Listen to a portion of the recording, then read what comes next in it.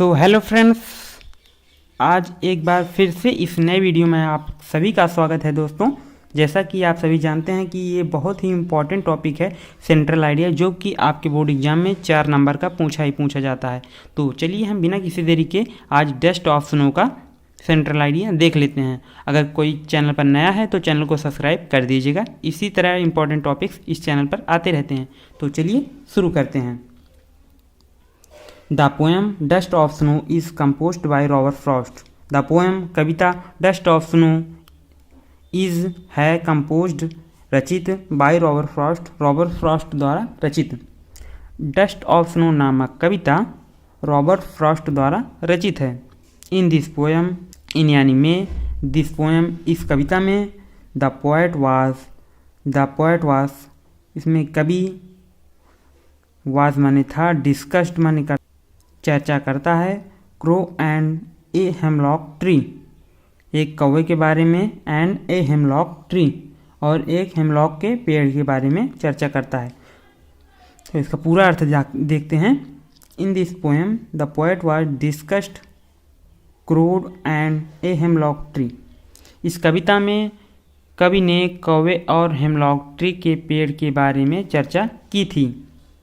ही माने वह, आल्सो माने सदैव, एक्सप्रेस्ड यानी व्यक्त करता है, द इम्पोर्टेंस महत्व को, ऑफ माने का, ऑल थिंग्स सभी चीज़ें, इन चेंजिंग हिज मूड उसके मूड को बदलने में। तो इसको चलिए पूरा अर्थ समझ लेते हैं।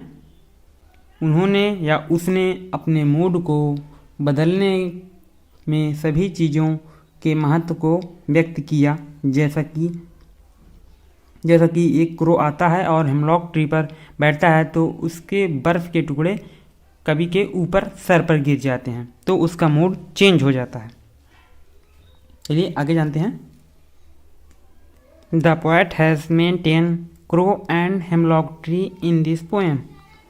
द पोएट कवि हैज़ मेंटेन बनाए रखता है, क्रो एंड हेमलॉक ट्री कौवा और हेमलॉक का पेड़, इन दिस पोएम यानी यह कविता हेमलॉक ट्री और कौवे द्वारा बनाई गई है। आगे चलते हैं। That are believed to be a symbol of bad women.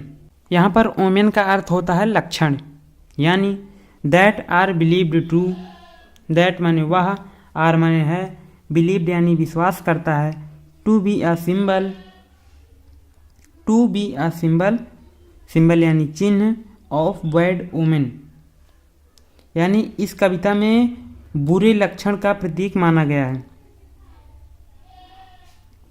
यानी दैट आर बिलीव्ड टू यानी वह इस कविता में यह विश्वास करता है कि यह एक बुरे लक्षण का प्रतीक माना गया है।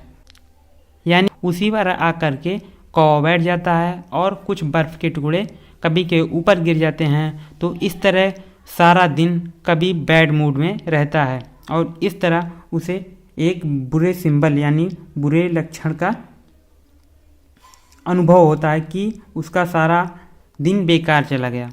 तो आई होप वीडियो आपको समझ में आया होगा। अगर वीडियो समझ में नहीं आया तो एक बार फिर से देखिए, आपको अच्छे से समझ में आ जाएगा। तो मिलते हैं किसी नेक्स्ट वीडियो में, तब तक के लिए बाय बाय। अगर वीडियो पसंद आया है तो वीडियो को लाइक करके अपने दोस्तों के साथ शेयर कर दीजिएगा।